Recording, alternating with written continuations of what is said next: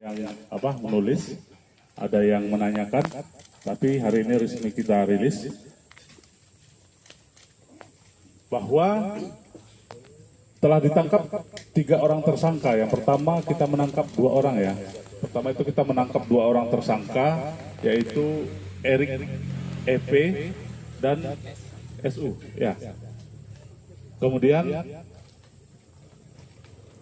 mereka ini sedang melakukan penyalahgunaan narkoba di rumah saudara EP ya.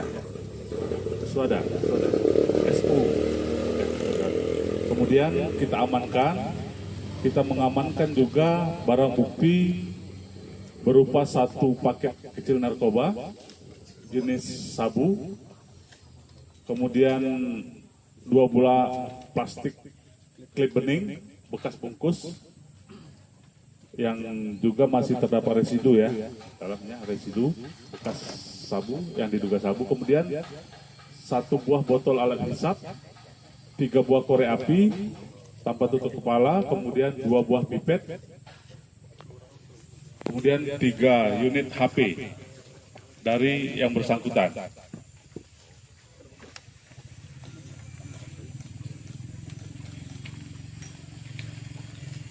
Dan kemudian dilakukan pengembangan oleh Satres Narkoba dan berhasil mengamankan saudara Restu. Atas temuan barang bukti tersebut, kemudian tersangka dan barang bukti dibawa ke Polres Lebong untuk dilakukan pengembangan dan proses penyidikan lebih lanjut. Ya, jadi itu yang dapat kami sampaikan.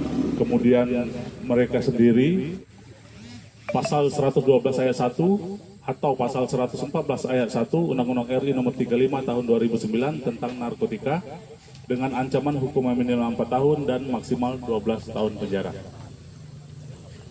Itu saja rekan-rekan yang dapat saya sampaikan. Kemudian kalau ada pertanyaan silakan ditanyakan. Ya.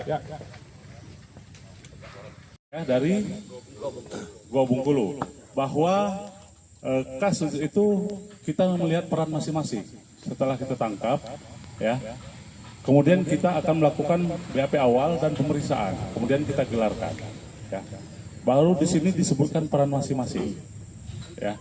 Kemudian saudara Erik yang disampaikan sama rekan tadi, saya memang belum mendalami apa memang dia pernah tertangkap di Bengkulu atau tidak, tetapi memang yang bersangkutan ini sepertinya pemain lama ya, dan merupakan TO dari kita ya. Kemudian baru mereka kita tangkap.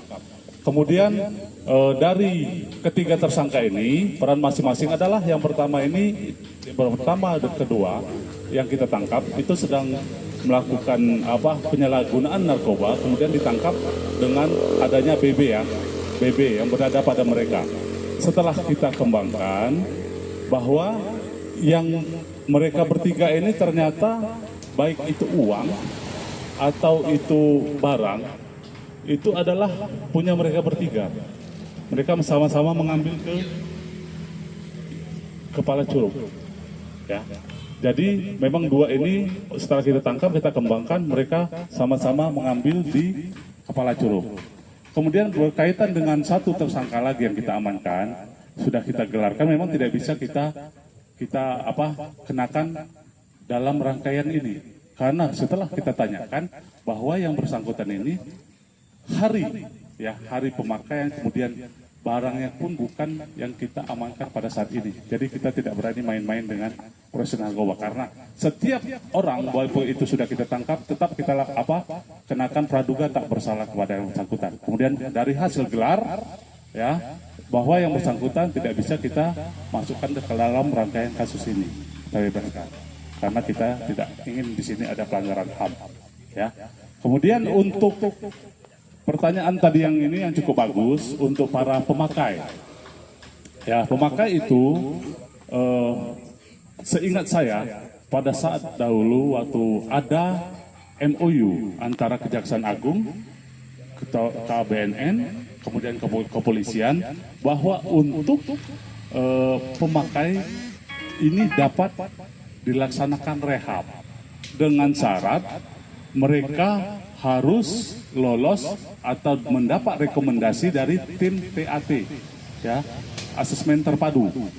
Di asesmen terpadu ini adalah gabungan dari BNN, Kemenkumham, kemudian kepolisian dan kejaksaan yang memberikan rekomendasi kepada penyidik bahwa memang yang bersangkutan adalah seorang pecandu, pemakai, atau bisa disebutkan bahwa dia ini adalah korban. Ya, tetapi dengan syarat dia bukan pengedar, bukan juga menjadi kurir, bukan menjadi perantara dan penjual daripada narkoba ini. Ya, itu. Jadi kita ketahui bersama bahwa memang narkoba ini menjadi dilema di masyarakat, ya, karena banyak anak muda yang yang sudah mulai kecanduan, kemudian terus menggerogoti orang tua, mencari uang dengan kegiatan yang ilegal untuk memenuhi kebutuhan narkoba ini, ya. Jadi harapan dari pemerintah memang yang pertama adalah ini bisa menyembuhkan secara permanen. Itulah makanya adanya rehab ini. Dan kami dari pihak kepolisian mendukung itu, ya. Kalau orang ini ditangkap, keluar lagi, di dalam dia tergabung lagi dengan sindikatnya, kemudian memakai, ini tidak akan pernah berakhir.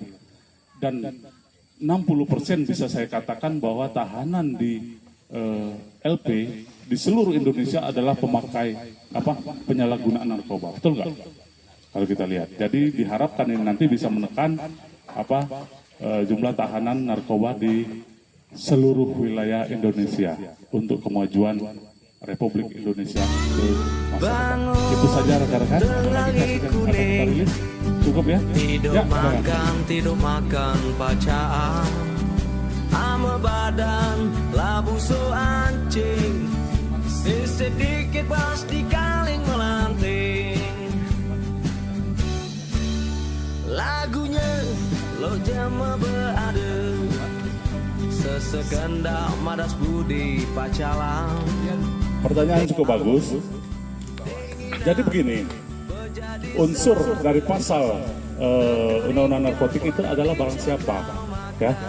Nah, jadi kita tidak bisa mengaitkan yang bersangkutan ini, ya. Kita kekurangan unsur untuk mengaitkannya menjadi barang siapa yang melakukan menyalahgunakan ini, ya itu.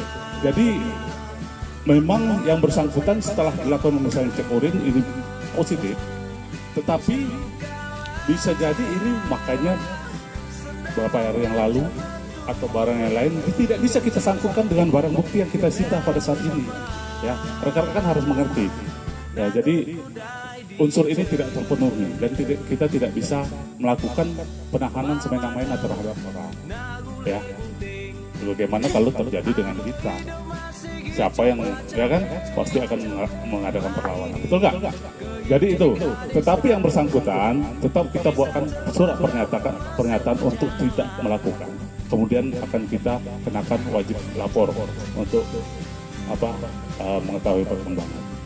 Jadi rekan-rekan, karena memang waktu kita ini sedikit, ini sudah jam 11, rekan-rekan juga mungkin ya ada yang muslim, akan kita laksanakan sholat Jumat.